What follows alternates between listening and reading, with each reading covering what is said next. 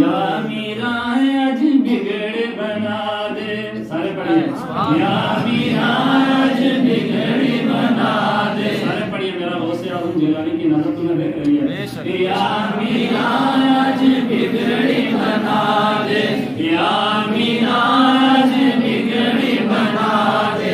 دور تیرے در دے آیا, دور تیرے در دے آیا.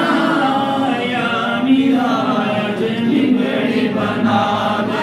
یا میرا آج بگڑ بنا دے.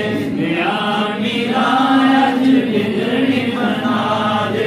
دور تیرے در دے آیا, دور تیرے در دے آیا.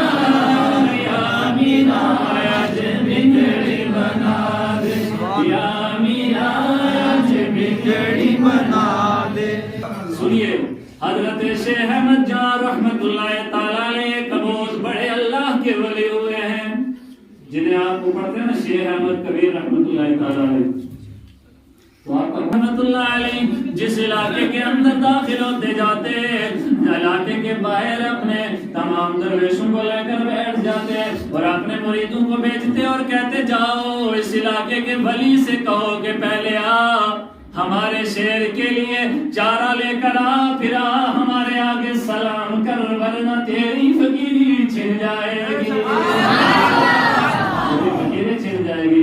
جو اللہ والا ہوتا وہ پہلے ان کی جو ہے شیر کے لیے چارہ لے کر آتا اور پھر جا کر اس اللہ والے سے سلامی کرتا, ورنہ ان کی فقیری وہ چھین لیتے تھے.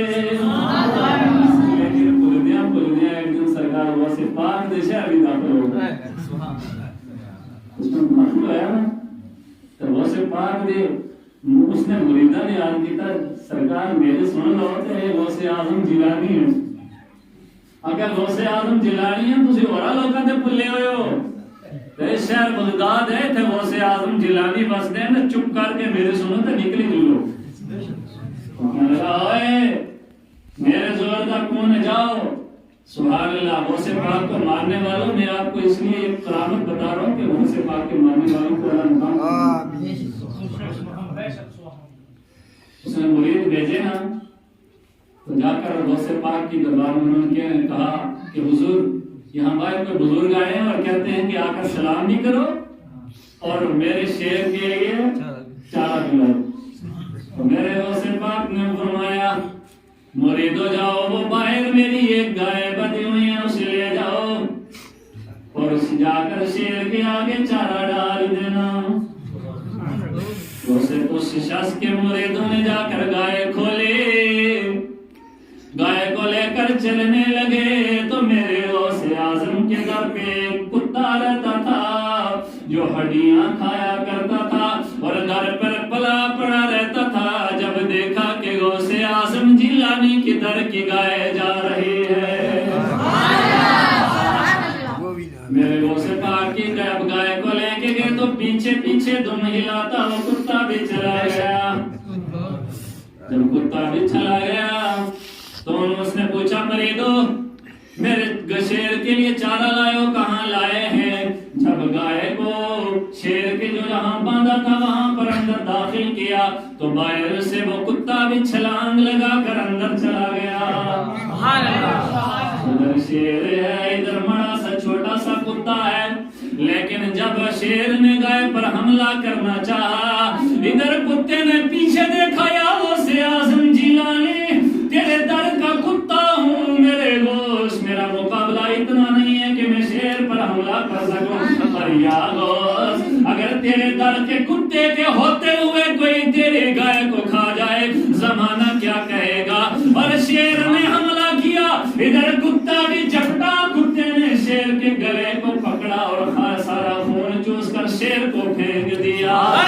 تکبیر, نعرہ رسالے, نعرہ رسالے, نعرہ حیدری, حیدری, سرکار غوث اعظم, سرکار غوث اعظم.